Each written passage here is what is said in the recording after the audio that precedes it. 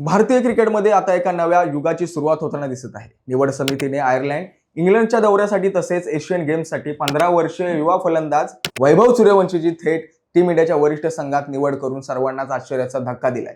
नुकत्याच झालेल्या आयपीएल मध्ये वैभव सूर्यवंशीने आपल्या तडाखेबाज फलंदाजीने क्रिकेट विश्वाला अक्षरशः वेड लावलं। मोठमोठ्या गोलंदाजांना सहजपणे सामोरं जात त्याने मैदानाच्या चारही दिशांना फटके लगावले।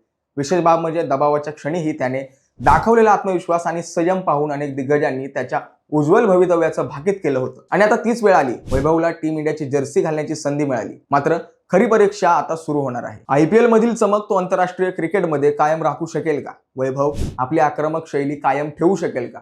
15व्या वर्षी देशाचं प्रतिनिधित्व करण्याचा प्रचंड दबाव तो कसा हाताळेल? आणि सर्वात महत्त्वाचं म्हणजे या संधीचं सोनं करून तो टीम इंडियाच्या प्लेइंग 11 मध्ये आपली जागा पक्की करू शकेल का? जर तो खरंच भारतीय संघासाठी खेळला तर टीम इंडिया मधली जी मधली फळी आहे ती आणखी मजबूत होईल का?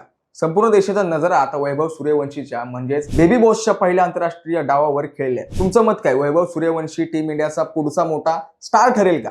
की एवढ्या लहान वयात त्याला संधी देण्याचा निर्णय थोडा घाईचा ठरू शकतो? तुमचं मत कमेंटमध्ये नक्की सांगा।